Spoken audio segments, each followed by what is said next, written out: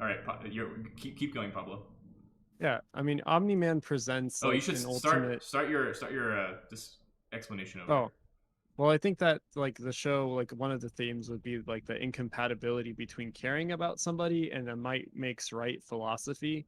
Like the first episode, when the like kid gets his powers, like his mom is like, "Hey, you should come inside," and he's like, "How about you make me?"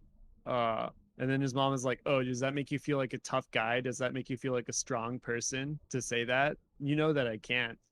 But like, it presents like this unpunchable problem of like um being up against like a super like strong unbeatable like force or whatever, and like the father is kind of like is representative of that because he's a problem that you can't punch. It's the only reason, and this is spoilers for the whole, I guess, the whole thing, that like he leaves like the earth is because he had like this flashback basically, where like his wife is like, uh hey, like, the reason why kids are cool is because like they are experiencing everything new for the first time and they're not bogged down by like the weight of the world and all of these things. So it's like if you see them happy, how can you not feel yourself happy, right?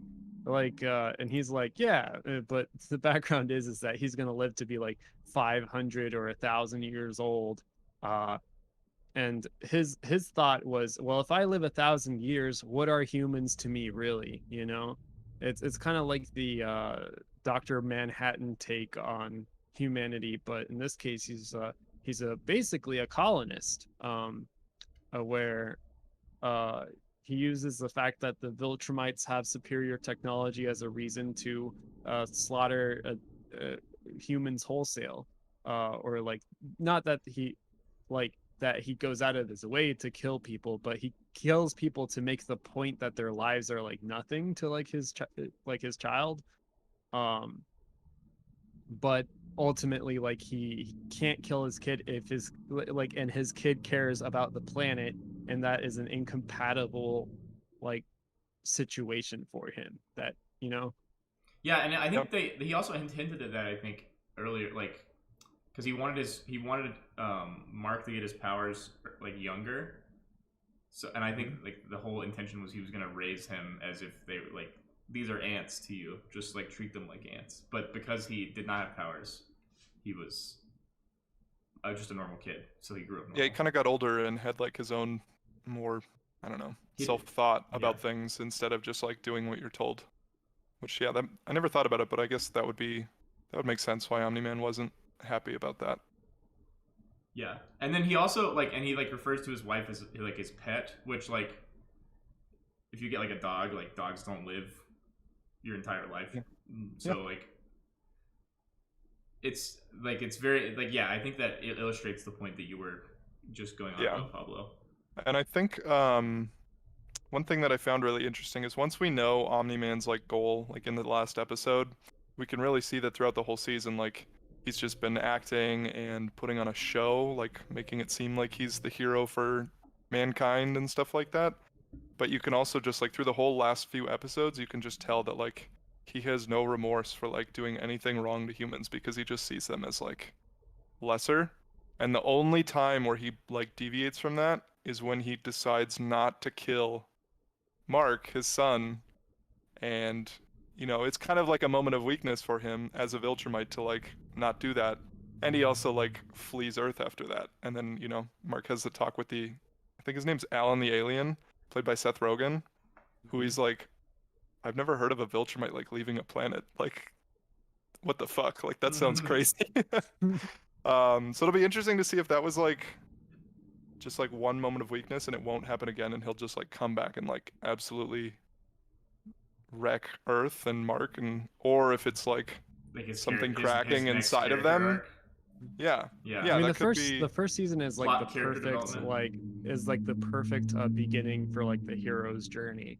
Like Yeah. you have like guy discovers he has powers, introduction to the new world, plot twist, oh, some shit happens, point of no return, like they now all the Viltrumites know and they're gonna be coming, like now that you have powers, like we're gonna up the stakes, right? Like it's like the right at the beginning, like, oh, you thought your world was like this, now it's gonna be like this now. Take Yeah. that.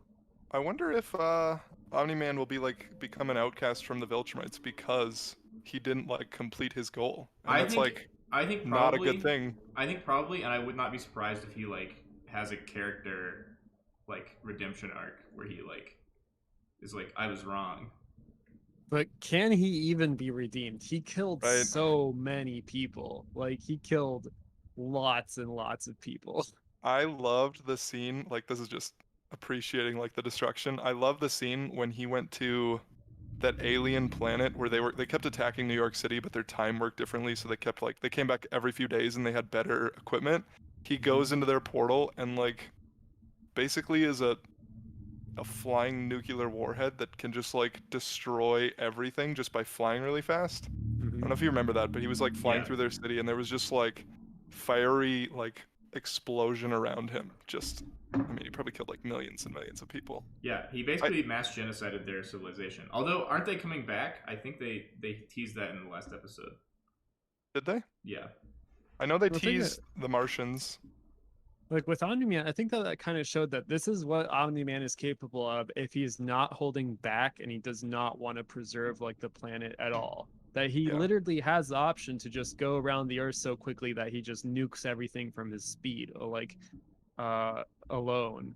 Um, yeah, and he's like able to like throw like a softball all the way around the planet like pretty casually, so like it's like in his wheelhouse to do that kind of thing.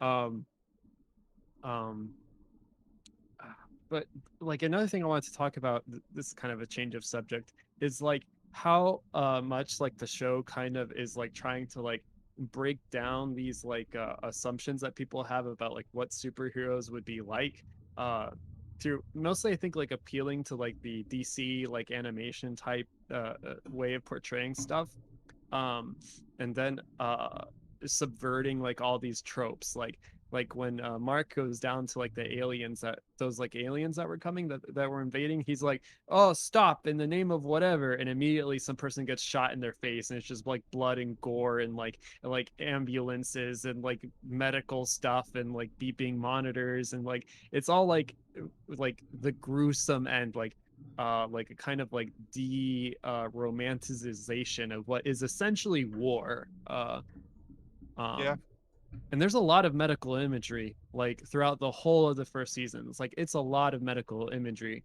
um and then I thought it was going to be like some sort of like weird like parallel to like god complexes of people who save lives, or like how they have to think about like big picture, or like not let like individual things, or like how different things are on the floor, like if you're like a health worker or something like that. But I don't know, I thought that would be an interesting take if they had gone in that direction.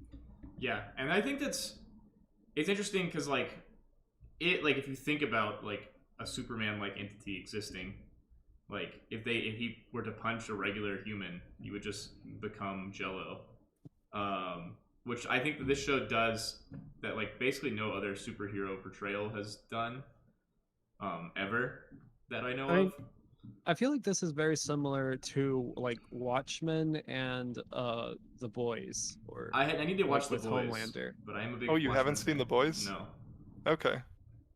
Yeah. This I got so I think Invincible's like a little bit like The Boys, but not in most ways. It's only like it in like that they're both like gory. I think The Boys is like kind of edgy to be edgy. Like it's got a lot of like social commentary, and I feel like Invincible didn't have a lot of social commentary, but it was still like good. It also like the gory parts weren't there to like shock you. It Mhm. was more so like a little bit to shock you, but mostly just to like drive home like some character development. Like, yeah, this guy, Omni-Man, he does not care about any of these people. Like, they're not his friends. They're just, yeah.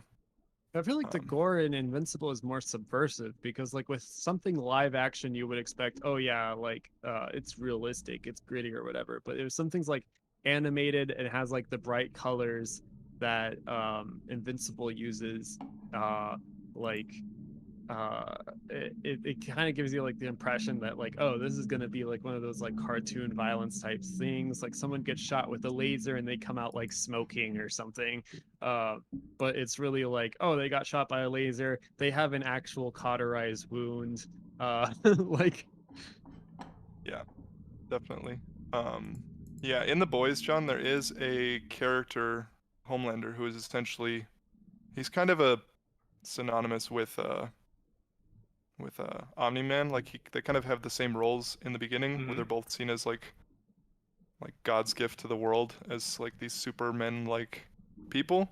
But in The Boys as well, like there's a lot of problems that ensue because of that. I won't like spoil anything from The Boys, but yeah, Homelander is a bit like Omni-Man in that way. But I think the show really, what my favorite thing about this show was that you kind of feel like Mark Grayson, the main guy, like he could be a real person, whereas you look at like pretty much any other like TV show or movie with superheroes in it, all these people becoming superheroes are not people, at least I personally like can relate to, aside from like maybe Spider-Man. Yeah, I was about to say, I think Yeah. Spider-Man you can kind of relate to, because he's like, I'm Peter Parker and I go to college and I'm failing classes because I'm like, or Yeah. like Miles Morales, like it's just like, I the don't other know what Spider-Man. I'm doing.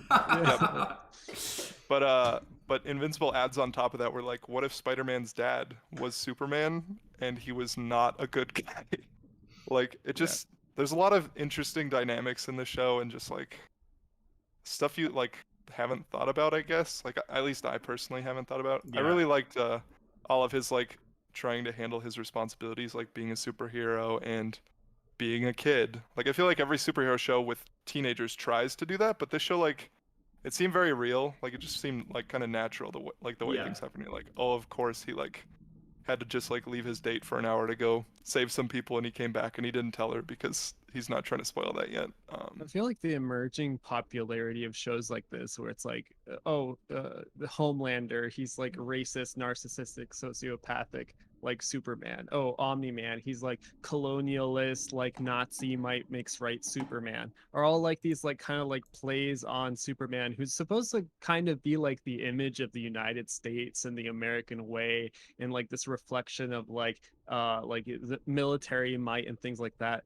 Like there's like all sorts of like nuclear like imagery when it comes to like Omni-Man, when he like went like into these things. I wonder if like they're like reflections on like general like sentiment within the United States, that like we're not the good guys, like maybe we're the baddies here. And if that's the case, then that's kind of freaking scary, because the United States has like an enormous military, like tons of nuclear weapons, like all this stuff. And it's like, how could you possibly like, you can't possibly fight that. Like there's people who think, oh, like I have my Second Amendment right, so I can fight the government. They don't really know how truly like if the government really wanted to like oppress you with like the military, the only thing that's really stopping them is the fact that people in the military wouldn't want to do it. But like if they did want to do it, like they got tools, you know, they have things that that a very expensive fully automatic weapon can't solve, you know. Yeah, like just like that space laser they shot Omni-Man with and it didn't do shit. So That was like awesome. You can't Just do shit. Like what can you do? Satellite laser from Well, space. I thought it was really just funny. Strikes down on him. I thought it was really funny, that scene, because like they go hard on the animation in that scene, and then like the very next scene they just have like copy and pasted crows that aren't even animated, just like falling straight down the screen. And that's actually probably my biggest criticism of the show, because I feel like they had a very tight budget for like what they were, and I think they made a lot of it. And some scenes were like animated really well. Like when the animation is great, it's great. But there's a very specific scene in like the first episode where Mark is just flying through the city for like 3 minutes, and they use like 4 frames of his body for the entire like 3-minute flying scene. Like, I think it was more like 2 drawings. Yeah, for it. it's 4 might be a bad. much. Like he's just kind of like transitioning through. Like in another animated show, you would have some movement there, but he's just like, hey, Yeah, I felt the budget whenever I would look at the crowds and you could just see the CG. Like it was globbed on. I'm gonna be honest. Like Yeah. the CG was very noticeable. And Um, I expect that this will go away with the second season because I bet they will have a much larger budget considering how successful the show's been. yeah. Um, so that'll be good to look forward to. Yeah, I hope so. Because that was like, I mean, I noticed it a lot in like every episode where there's just like, oh, I feel like there's not enough details here. Like my brain is like looking at things it's Well, not supposed to look at. yeah, they also like they didn't. So in a lot of other animated shows, you'll animate movement like when Mhm. characters are talking. But in this show, I noticed that like a lot of the characters, in except for occasionally, they would just be talking but standing still, which is another way to save money. But it doesn't look that great, and it will probably be better, hopefully, next season. Yeah. It wasn't like bad. Like No, if they like don't change it for the next season, like I won't I'd still be watch upset it. about it. I'd But still watch it. And here's the thing: the scenes that like actually really, really, really need the good animation, like the Omni-Man fight, the episode 1 ending fight, all the good shit, Oh, all the best someone in the moments. they got good Alex animation. in the comments saying that it's clearly the space laser was clearly an Akira reference. I'm gonna say that Akira is a Hiroshima reference. I think Pablo's right here, but yeah, let's just But yeah, let's do I our... felt it with the CG crowds. That was my biggest pet peeve when it came to like the animation of the show. Like every time you see people walking in the background, you could notice like that they did a walk cycle on like a somebody on like Blender or something and maybe just it's the had them like back there. maybe it's the fact that I was doing other stuff while I was watching the show, but I don't think I noticed any of the background characters at all ever. Just Yeah, I whenever didn't. there's people walking in the back, like the scene with like Omni-Man and his wife, and there's people like walking in the Yeah, background parents I or never noticed those, so I'm gonna have to go back and see what you're talking about, Pablo. all But right, well, you're gonna be like, holy shit, the that thing, was there the whole time because it's like every episode they have a CG crowd, yeah, almost every episode. and I mean, I guess that's the reason like they can save money on those because like Tyler, it seems like Tyler and I didn't see that at all. And although I did notice a lot of other animation time like budget cuts, Yeah. but I think that one is probably if you're gonna cut something, that's probably the first thing you should cut. Yeah. All the ones I noticed were like kind of obvious, where it's either like the main It character is the and main, yeah. something's just a little off, or it's like a big wide shot of something, and you're like, oh, like that smoke doesn't look very good or something like that. But I wasn't really looking at the background characters. Yeah. Well, I wasn't like really paying attention to like the frames or like the actual drawings. It's just I would notice it every time there's CG. I'd be like, this is like it doesn't look very. It's very hard to make CG That's work in yeah. an Well, animated show. it is difficult to like blend CG together. Like the whole anime industry has like it's almost every show is done with exclusively CG now, but they just pretend it's not CG.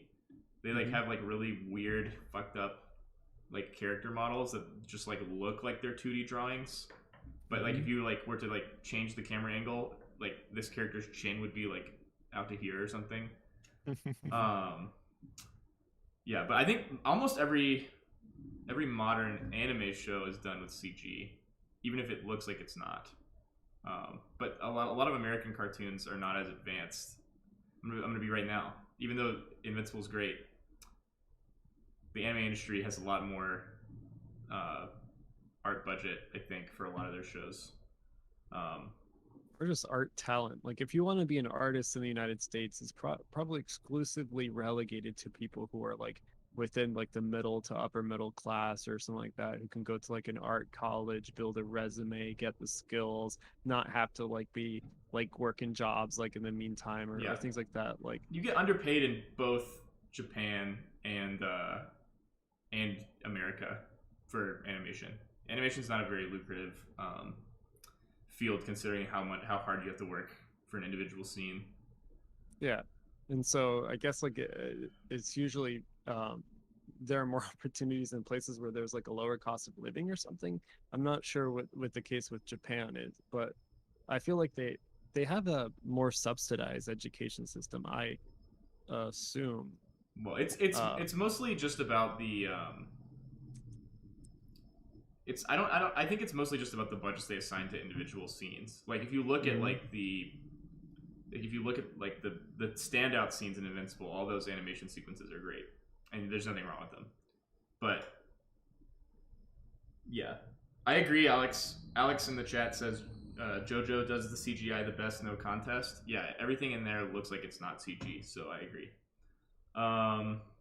Berserk did it the worst. Berserk, my heart goes out. My favorite series ever, Berserk, has the worst animation possible. So it's not a good show. Watching Roly Poly. It's not a good show. Don't watch the show. Roly Poly. Read the comics. Okay, so I actually had some other things I wanted to ask. So, what was everyone's favorite character? Maybe besides Mark and maybe besides Omni-Man? I mean, maybe you should say if Omni-Man or Mark are your favorite characters, but then also your other favorite character, and then why were they your favorite? Am I limited to one? I mean, we can keep talking about them, I guess, but because I think my favorite thing about the show, aside from like the main plot, was the performances. Like I think it has probably one of the best casts I've seen for like.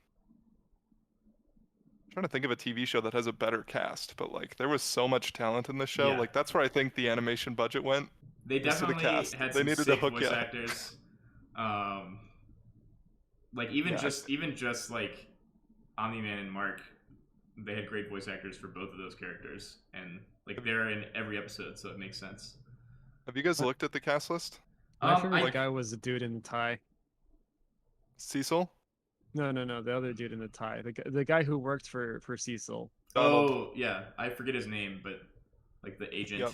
He has like no powers, and he's just like going places. He's like, yeah, look at there's a Cthulhu creature here. He's just like a normal fucking like office guy. And then when fucking like Omni-Man comes in to murder him, he's like, okay, I gotta blow myself up. Here you go. Like he's just the button. Yeah, no hesitation, just calm the entire time. Freaking like the most powerful being is going to fucking crush his head, and he's like, it's been an honor. Yep. Do you guys know who plays him? No. So have you guys seen Silicon Valley? Yeah. So Russ Hanneman, of the Three Comma Club, he's the voice actor for Donald. Interesting. Yeah. I think my favorite, obviously Mark is up there. Mark was just a great character, but maybe Robot. Robot was cool. I was gonna say Robot. I think Robot is my favorite side character. Like, he had such a surprising like arc there. Yeah, like, and then he was just in the beginning you're just like, okay, he's just like a naturally good guy, and it's like, oh, he's not a robot. Okay. Well, then it's like, oh wait, is he bad? But really, he was just like sort of ambiguously good. He's creepy. He's a creepy. Yeah, he's creepy. But he also he broke those guys out of prison so he could like use them. And then but then he just like took him back to prison. But yeah, kind of fucked. But I think the thing that is the most sus about Robot is the fact that he like was like, yes, I want to be the little boy version of this teammate of mine. Like, okay. And he didn't even pick like the guy with like the cool the most ideal body. Like I thought the whole time that he was like, maybe I missed a section because I was distracted or something, but I thought the blood was like somehow like Omni-Man's blood, and he was gonna like. No, it's purely just the fact that Monster Girl was into like. Yeah, it makes sense now. I missed a scene, I think, because I was like busy doing like maybe like cooking food or something. Yeah.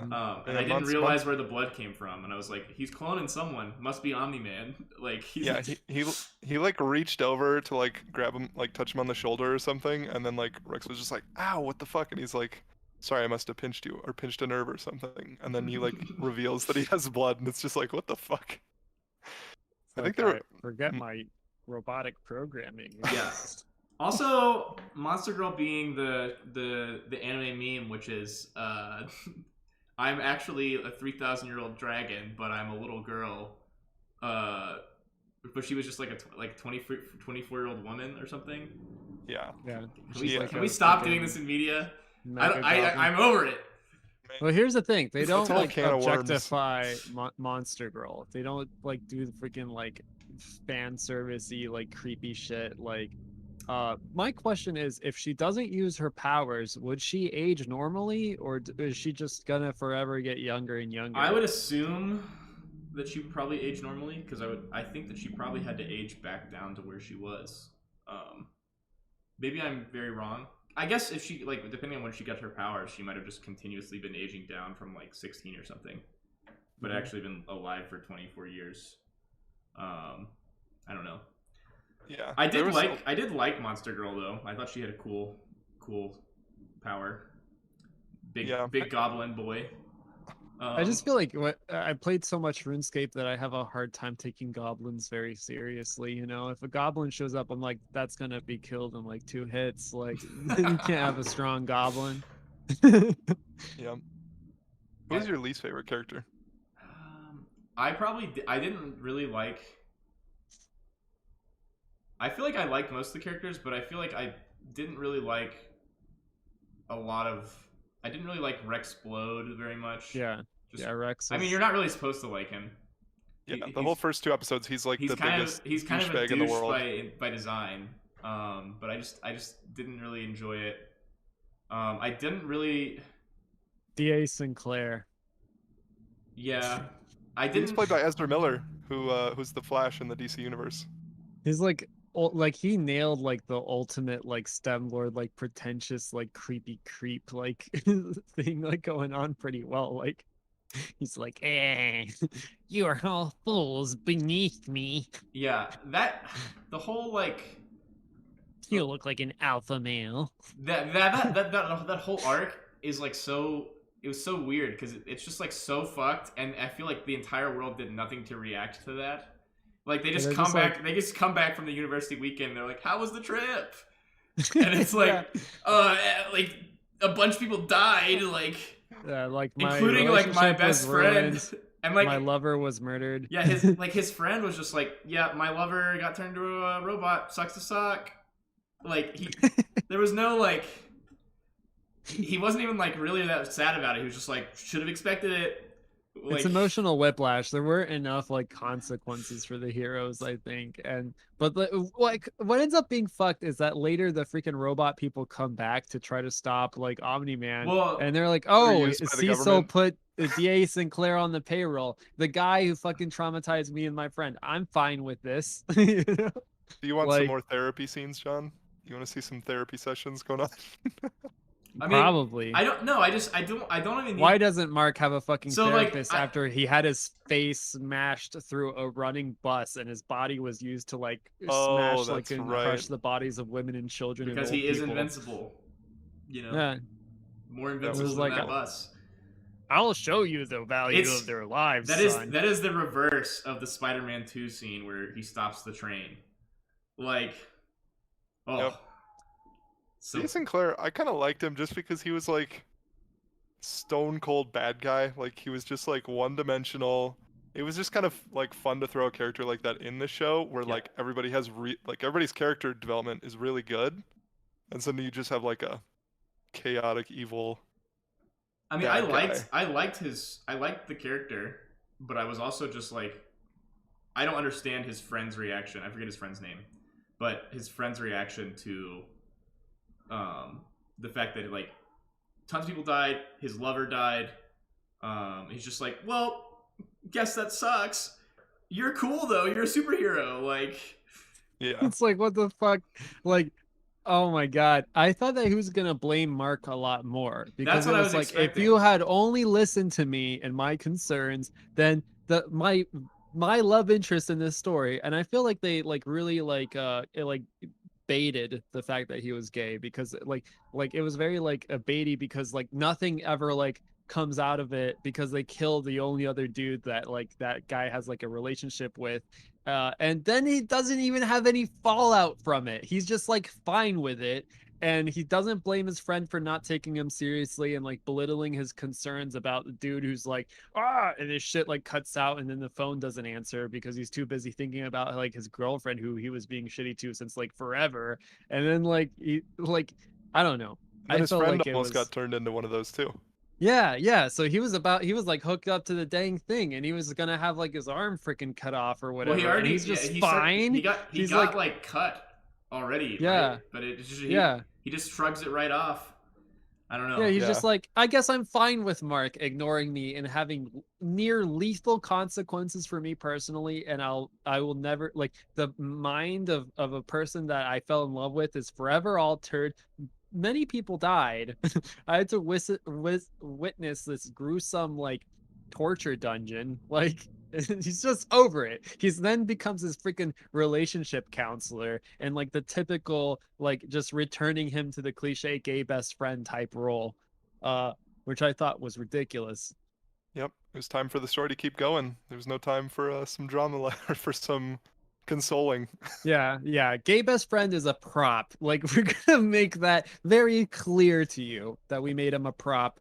That's what it felt like to me. Yeah, that's fair. I think my least favorite character was Amber, his girlfriend, Mark's girlfriend.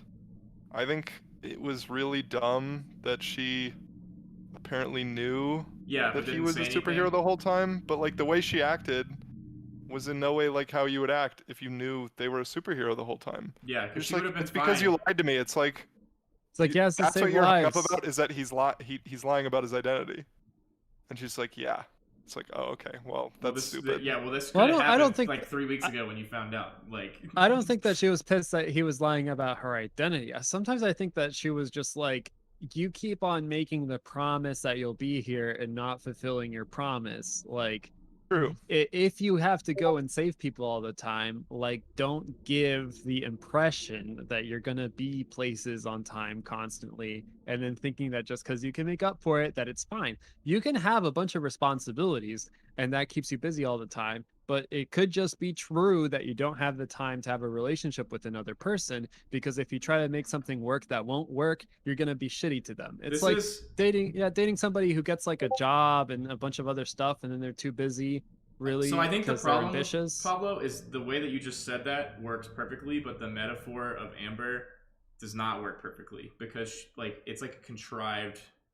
Like she's like she's angry about that, yes, but she like the whole undoing is that like maybe like it would have been better if she had just been like, look, I don't care that you have superpowers. Fuck you for being late. That would have made sense. But like the fact that she's like, oh no, I actually knew you had superpowers, but I just wanted to see what would happen. Like Yeah. that's that. I think that was dumb. Yeah, Wait, I was think that what she said? Yeah, Though? she said she already knew for like a few weeks, and and like he's like, you knew? yeah, And she's but like, yeah, it's not hard to tell, which was funny because I love when they do that in shows when they're like, yeah, obviously you're a superhero. Like you look exactly like them. I think But this. it is like a fact that Mark was not good to this person Yeah, relationship wise. Right. Like, Yeah. I think yeah, that's a great flaw to give him because like he's also a teenager and even if he wasn't a superhero, there's a chance like he would a just normal teenager yeah would have that flaw anyways. yeah. So that was yeah. Even good. grown But men. Let's go. yes. I But mean, like grown this men ignore their girlfriends for freaking like video games like that. Like, Is Olivia watching? I I'm don't just think kidding. so. I'm kidding. I'm ignoring her for a podcast. I am saying that I have seen some things on like TikTok or Twitter or something where there's just some dudes that are just like, I'm playing Call of Duty. Like, Yeah, you I'm can watch me play though. definitely not the healthiest thing to do. Yeah. Yeah. I want to finish up that with I totally agree with you, Pablo. I think that's like totally a justification for like how she was acting then. But there's a specific fight where they're at the university and they just get attacked by one of those what do they call them? Like something men? Yeah, she's like, "Where you left us?" But Yeah, like, you left us. And but if she at that moment knew yeah, that he was invincible and he was going to destroy the bad guy. He destroys the bad guy, he comes back and she's like she acts as if she would act if she didn't know. She's like, "You just abandoned me, like we were in danger." And I feel like And this is just bad writing. Like, Yeah. I think like, I think that specific episode feels like a filler, even though we do like, I forget his name, Sinclair. I'm bad at names. They wipe all the consequences basically. Well, yeah, Like, basically the only consequence from that is then those guys show up during like episode 8 to fight Omni-Man, right? Yeah, 'Cause, and there's like, like yeah. more tension between Amber and Mark. I think that's the only Well, point. that's I the honestly main- think that that's the main point, and then That was the even main concept of the episode. Yeah. I think you probably could have gotten rid of that episode, and the show would have Yeah. been Not the to say it was a exact bad same. episode, but I No, I do think liked that it. the writing was a little weak compared to the others. But Yeah. I mean, it's just like a filler arc or like a side arc to like. Oftentimes, like between like two main arcs, you might just have like something to kind of like an independent story that's like really short. Just like This is like little also fresh... what bothers me, like about protagonists, like love interests that I feel like are kind of like put in. Like, I mean, Amber, I feel like is kind of treated like a prop too, because she's just like, oh well, I mean, like it kind of shows how like Mark doesn't like struggles with balancing his personal life with his superhero life, but also like a lot of the conflict seems very like made up, you know, like, and it makes Amber seem like unreasonable. But it's just because the writers like want to like add like this level of like intrigue, like, oh, she knew the whole time, or like that doesn't feel like a twist. It feels dumb. I think that's why I didn't like really register it so much. Yeah, Like, I agree. I don't really like the Amber. I mean, I don't dislike Amber as a character, but I do think the Amber writing was kind of poor. I think so too. I think this is setting up. I think this whole Amber relationship being ended is setting up for the eventual either season 2 or season 3 reunited with Adam Eve. Yeah, there was like which I would be tension fine there to the whole not. time. Yeah, the whole time. But I would be fine to see that not happen, because I don't think that you need romance in every like piece of media. But I think it's like almost. I am predicting it now. It's gonna happen. I could see there being tension throughout like all of season 2, and then like towards the end of season 2, like it's one of those things where they like, will they, won't they, like actually like get together? Yeah. And then I they'll bet probably they do never something will, really and then fucked she up. will like die Yeah, or something they'll like do that, some- and no, he'll like they'll do something have and then just- it'll just be fucked. And like, I'd yeah. be pissed if they fridge Adam Eve. Like, you know what fridging is? no. It's like giving the male character a kind of like motivation to do stuff by basically like killing a female character that like he cares about. So like it's like so like Eren Yeager's mother, she was fridged. She was set up basically to be killed so that Eren has like a reason to be as pissed as he is. Or like I think like it started from like the Punisher or something. Like the reason why people call it fridging is because there was one time a situation where a person's like wife was like chopped up and put in a fridge, and that's what made them go like, oh, I'm gonna fight the bad guys or whatever. But like if they do that with Adam Eve, I'm like, Adam Eve is all about like, I feel like, because this was making me think that this show was something about like balancing the responsibility of power with like like your own right to your own life, you know? Like with Adam Eve, she was like, oh, living on her own, like trying to help not by like solving these catastrophic situations, but by like solving like problems like food insecurity and shelter or whatever, and trying to like make this like peaceful life for herself, like outside of her father's expectations or shit like that. And to throw that like down the toilet, basically it'd be like, we need to make Mark upset, you know? Yeah, I agree. I really like her character so far, like her development that she's gone through. And then if they do a fake out death, then you're gonna be like, is anybody really dead? Are you gonna bring back a clone of people? Does death matter? Is this Dragon Ball Z now? Yeah. God, it'll be interesting though. Like if Omni-Man comes back, what are the implications for everyone that is currently alive that are like close to Invincible? Because Invincible's like the biggest threat at this point for the Viltrumites, and he's still like, his mom is there, Amber's there, Adam Eve, like his best friend basically, his regular friend William. Like, man, they could be they might not have that plot armor in season 2. They might be in danger. Mm-hmm. Fine. I wonder think, if he Mark, could just have a training arc in that like other dimension where time goes faster, you know? He has like his own little hyperbolic time chamber, right? Yeah.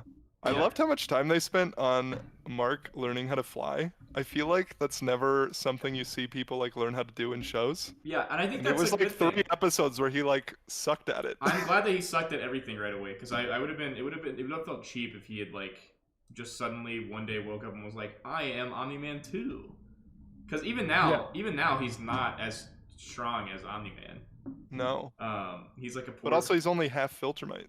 Yeah, So but can he's he also ever be younger. as strong? I don't know. I heard that the thing is that he has full Viltrumite powers, even if he's like half Viltrumite, if that makes any sense. From like the in-show explanations or something. But like with Mark, like the whole thing is that he's in over his head, and that's why it's so good that they added that writing in the beginning, because like especially when he like goes in and tries to save people and ends up like witnessing gore, and he's just like freaked out because that it was nothing like the comics, and it's kind of like this like thing where they're like looking at the cameras, being like, yeah, it's nothing like the comics, like you know, um, Yeah. but it's just set that up for like the rest of the show. Yep.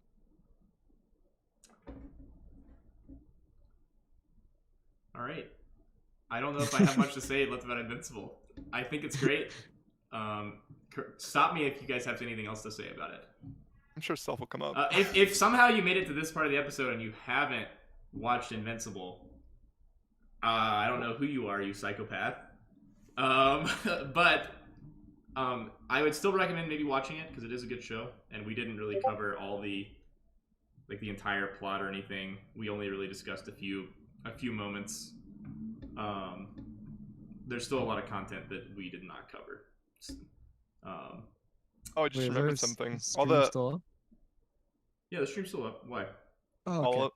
All of the in the last episode, in the last like 3 minutes, they like cut to like every villain that they essentially set up for like future seasons. Like Titan, the guy that Mark helped like kill Machine Head or whatever, and like basically replace Machine Head. Now he's like a kingpin type guy in the city. Yeah, that was great. I like that too because he's like, I'm interested to see what happens for him. I got kind of confused with Titan because like there were so many scenes where like Mark was not there to witness, where Titan was like you work for me, I'm Machine Head, like you work for me or whatever. Like what was that for if like he was the one who was really in charge? Like it kind of feels like a twist that doesn't make sense to me. Well, he Titan, wasn't in Titan charge. wasn't in charge. He took over the Empire after Machine Head died. Because he got Mark and the Guardians of the Globe to basically take him out for him. Because they came and saved him and took out Machine Head. And he also lied. He said that he filled the power vacuum. He said that Isotope, Machine Head's like assistant, was like gonna be taken care of because he paid a girl to like keep him over for the whole night. That was a lie, and Isotope was working with Titan, and he was just like making sure he wasn't there, so that way Machine Head could be taken out.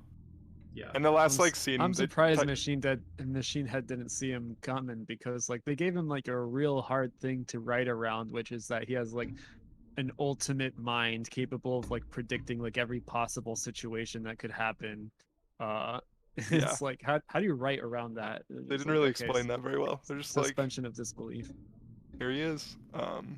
They also had like the Mars plot, where there's now like a bunch of a hive mind. There's like a hive mind like virus on Mars. Yeah. Controlled by like a U.S. astronaut. Oh yeah, and like one of them is now on Earth.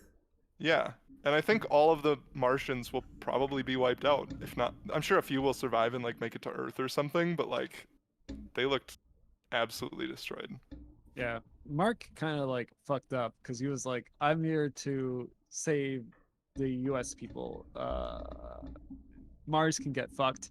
Even though they're like, there is a risk that every Martian and every human will die if humans manage to like get infected by one of these things. Like, and Mark's like, okay, that's a risk I'm willing to take. Yeah. Roll the dice on like 2 whole planets. Yeah. And also like the seismic guy that they fought at Mount Rushmore, he's gonna like they set him up a little bit, like they cut to him at the end. So I thought that he was hilarious. Yeah, he's cool. He's like minor in sociology with a concentration in women's studies and African dance. Like that line, I was just like, so good. Yeah. Yep. We have a message in the chat from our resident chat goblin, Alex. He wants to know, Tyler, what's your opinion on Civilization 6? Have I played that? Is that the one we played? That's the one that you played, and Alex is the person who destroyed your empire. Yep. Alex, you are the best Civ player I've played against, so. For full reference here, for anyone who might be watching this, Tyler played Civilization 6 with a few of us. It was his first time ever playing Civilization. Alex has played like hundreds of hours of Civilization, and Alex thought that Tyler had played before, so he did not spare any tactics, and he took Tyler out extremely quickly. I think there was military at my border by like the 5th turn, and I was like, "What military? What's military?" Oh shit. It was a quick game for me, so at least that was fine. It wasn't like dragged out or anything. I'm learning that if I'm playing Civilization with Alex, I have to play against Alex like I'm playing him in chess, because Alex is playing to win, and otherwise I'm usually like, how far can I get in this game while playing nice with others? Except for, Riley, who I pick on, and I'm like, give me money or I'm gonna go. And I think Riley and Pablo had been at war the entire game, and then Riley finally like took Pablo's last city or whatever. Or no. Riley took one of Pablo's cities, and then like Riley was like, I was like, Riley, give me that city you took, and then I'll like make my army there, and then I'll help you fight off Pablo because he's just destroying the game. Riley gives me his city, and I immediately give it to Pablo. And it was great. Because like, if I'm like, give me money or I'll be a thorn at your side the entire game. If anyone wants to undermine Riley, they just have to help me, because I'm just singularly bothering him. So what I've been doing this week, though, I'm switching topics. Sorry, that was kind of abrupt. But I've been playing on my Oculus Quest, which I feel like I hadn't touched for like a few months. But I've discovered VR poker, which is the greatest and worst thing of all time, because you can just play poker and just like chat with people like you would if you were playing poker in real life, which is awesome.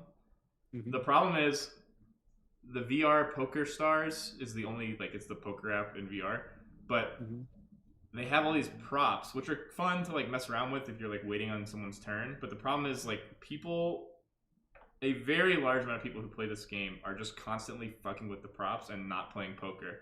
So they'll be like throwing a boomerang at you, or like shooting you with a fake gun, and it's just like, can you stop? Like, Jesus Christ, I'm trying to focus on my hand here.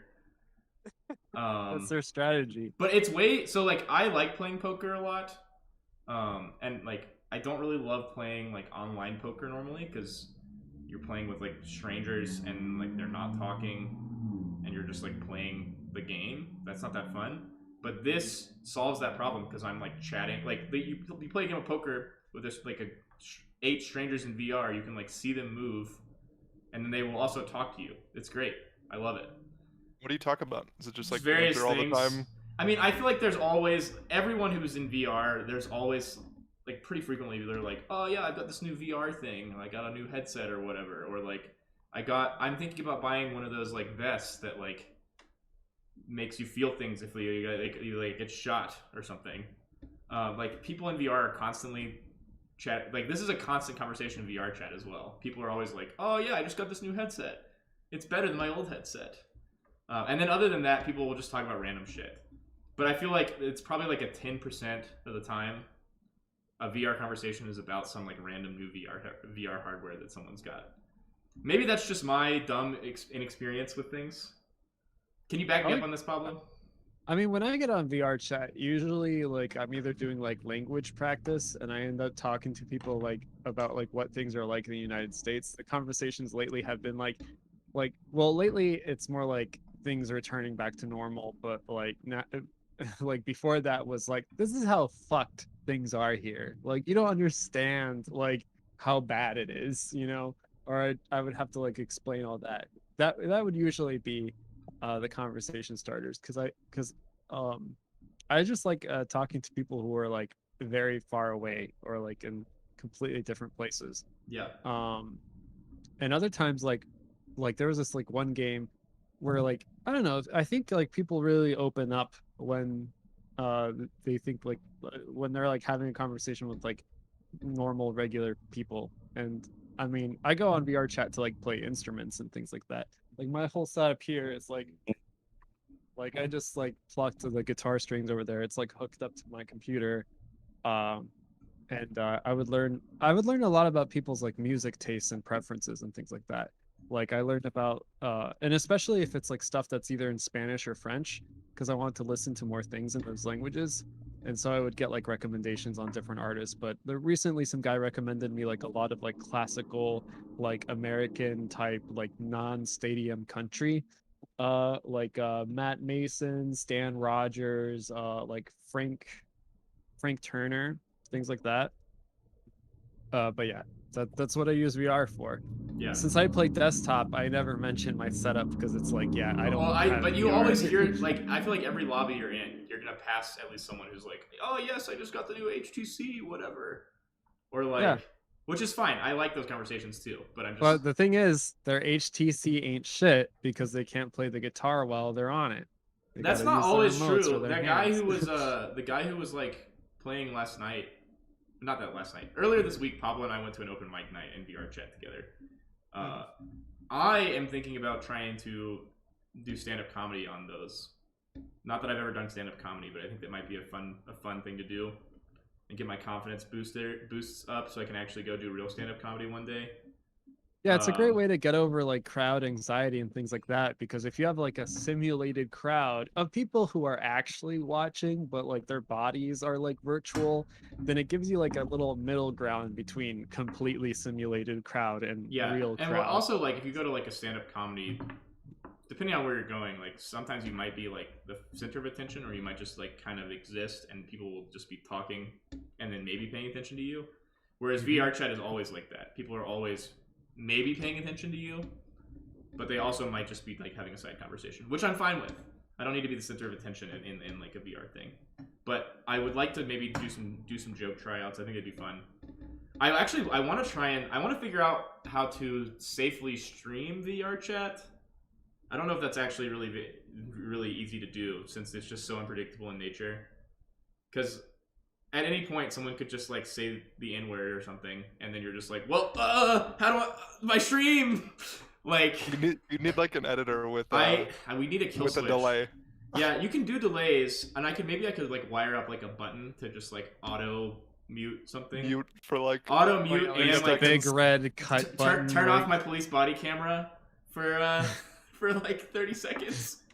But other than that, I mean, maybe I'll do that, or maybe I'll just like start filming it, and like it's probably gonna be better if I edit it down anyways. So I should probably just do that.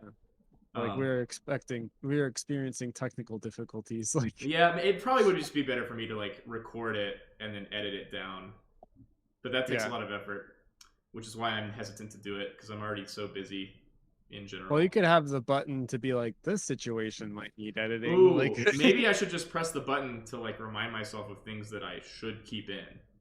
Like writing a timestamp, like like that's this, good. like this is gold. Let's get that. Yeah. But regardless, if I do this, I'm gonna film myself in real life and like with the same camera that you're watching with me on now, because this is where I play VR right behind me, and then I would have the VR stuff. But I don't know. I think it'd be fun. People do this already. There's a lot of other people who do it. I just think there's a lot. I just think it's fun. I like VR chat. I'm trying to commission a new. I've talked to like 5 people on Fiverr to commission me a custom VR avatar, and I'm kind of upset that none of them have gotten back to me, except for like 2 people got back to me, but they had like really shitty models for their like examples of work. So like their like advertisement was great, and then I was like, can you show me some examples of previous work? And every single other thing they sent to me was hot garbage. It looks like I could like just copy and paste anything and do better a job than them. The reason I want to pay someone is because I know that I'm not super good at 3D modeling, and I know it would take me a while to make something good. So I want to pay someone who's already really good to do it. Honestly, I'd rather learn how to edit my own model, but it just seems like it's such a time-consuming venture, relearning basically, because I already know how to use Blender, but everything in the guide starts off with Unity. And I just really wish there was some like from actual scratch. You should like, learn guide. from Unity, because you don't need Blender to make the VR chat models. I feel like Tyler's lost here because Tyler's not a VR chatter. I I've like used Blender Blender before. I because understand it's what. free and open source. It's free as in freedom. You can script it. It's got all sorts of neat things. Unity is just owned by whoever owns Unity, and if you make money off of it, you got to give all your money to them. Basically, I don't know. I just think that it kind of sucks. I don't like it. Kind of something kind of weird about that whole situation. You know, being dependent on like a tool that makes you log in. Like, who's making me log in to make a 3D model? Who's making me log in to paint a picture? This is weird. I don't like it. Maybe I'm a boomer, but I just like to store things on my hard drive, you know? Like, and not have to worry about your like little internet server system or whatever that you want to get me into so that I'm forced to pay you money. Like, I'm a mathematician. I think the mathematics is something that everybody can learn and everyone can implement. And it's kind of So weird I that I you're agree. kind of I agree with you, Pablo, but I don't think that everyone wants to devote the time to learning these things. Like, I am interested in learning 3D modeling because I mean, I've already done 3D modeling a little bit because I was a digital artist, but I'm not yeah. particularly good at it, and I don't really have an interest in getting. I mean, I would like to be better, but I don't have the interest in like dedicating like 20 hours to getting actually good at it when I could just spend $50 and have someone, maybe $100. I don't know, depending on how good the model I think I'll get out of it. That's true, but I'm just going off of a rant on like having to log into something to use digital tools and being like made to like use a cloud or like stuff like that. Like it's kind of Freeze and just kind of free. weirds me out. So what do you think Yeah, about Adobe? He hates Adobe. I hate Adobe. Like sometimes I like try like I I've gotten my hate for Adobe goes so deep that I try to use GIMP. Like, GIMP is the and it And then worst. kind you of and then you give up.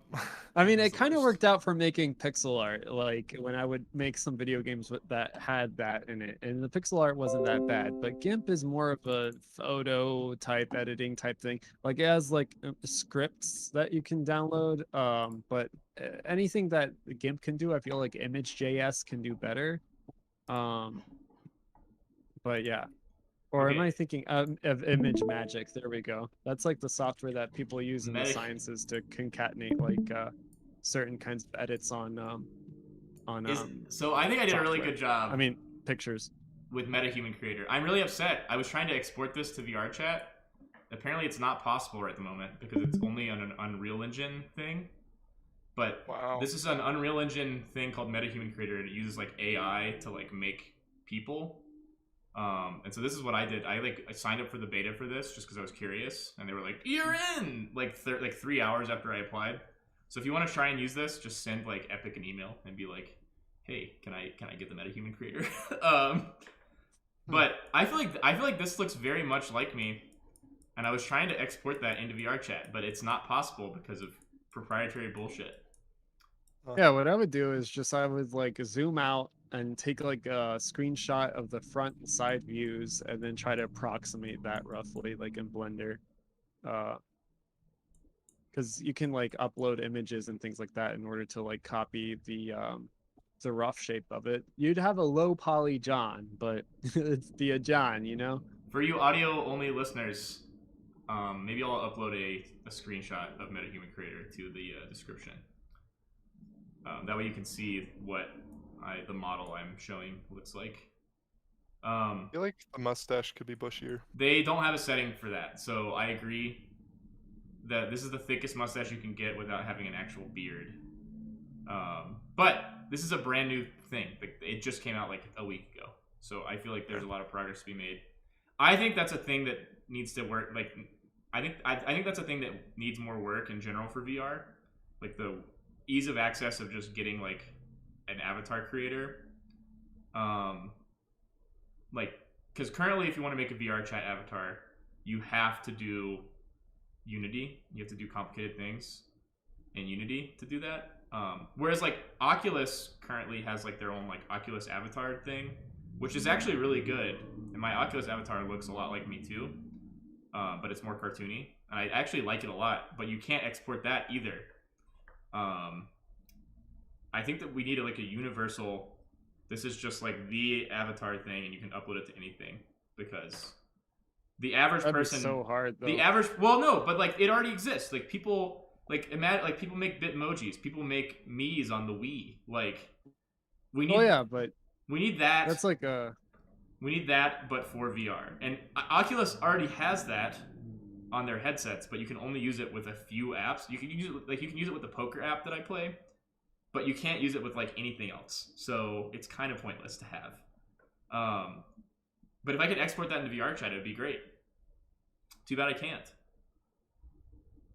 They need a way to switch between various formats because like there's Oh no! I just hung up. Viewer! to be able. I'm a Hello. dummy! We had a blank stream for a few seconds. Oh yeah. Don hanging out by himself. I need to switch the window capture now. Or no, yeah, here we go. Do you guys know that Mark Hamill was a voice actor in Invincible? Who was he? Who did he play? He played the tailor that makes the suits. Interesting. Mark Hamill is such a good voice actor. He's He's got great. such a range. Alex, I'm sorry. This is Big Rip. Thank you for being our stable viewer. I'm not sure how long this podcast episode has been now, because I think we're an hour into where we started after it stopped. But I don't know. I think it was like maybe 10 or 11 minutes. I don't know. No idea. One of the things that was also cool about Invincible is if you look at the cast list, if you've seen The Walking Dead, Steven Yeun, so the guy that plays Mark, Yeah. he was dating or married to Lauren Cohen in the show, and she plays War Woman in the show, who was in like 5 minutes until she got wiped out by Omni-Man. But I thought that was funny. Yeah. She's like the Wonder Woman like equivalent, Yes. or like Yep.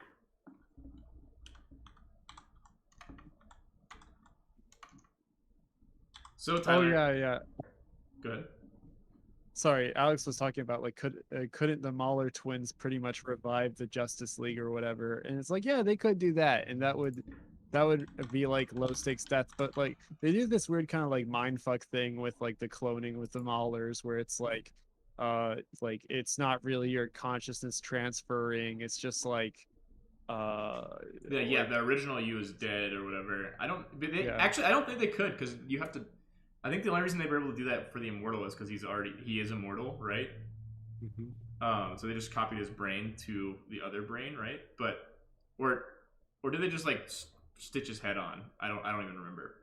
They stitched his head on, and then I don't think they cloned him. I think they just brought him back. But like everyone else is dead, so their consciousness don't exist. So they might be able to clone their bodies, right? But they wouldn't be able to populate the brain.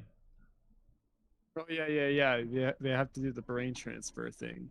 Yeah, which I really liked how they handled that. It was cool. Like, there's no like one person. It's kind of like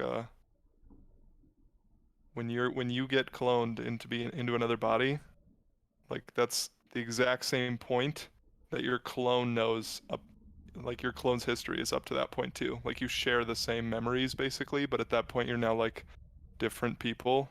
And how Robot was like saying goodbye to like his old body, and he was like had sorrow, and he wanted to like ask if he could save him, and he was like, no, this was always the plan. Like that was a cool moment. I think it would have been interesting if he had just been like, just kidding, I'm the shadow robot who operates the robots from behind and supports real robot or something. I think that would have been cool.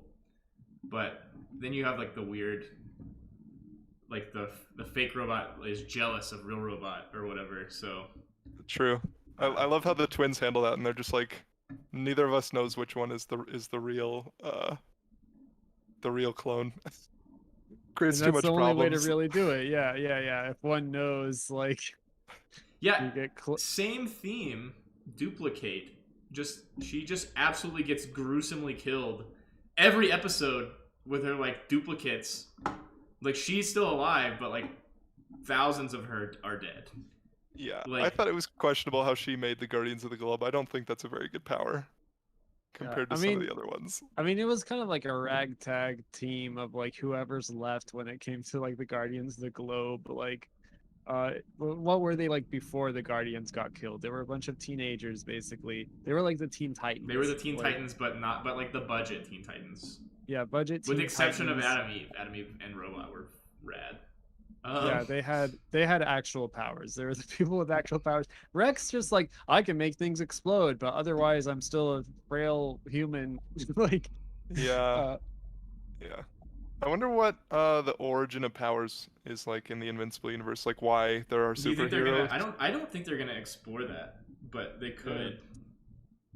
like Duplicate is like, I am a regular person who can fight hand to hand, but I got fucking Well, she extra just lives. she just gets like there's a scene where she's like hardly able to clone herself faster than like dying. They can die.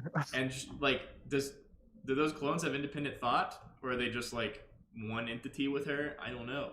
They're one entity, I'm pretty sure. Duplicate's like all one thing, all one person. So you're just constantly being killed at the same time that you're like doing other stuff.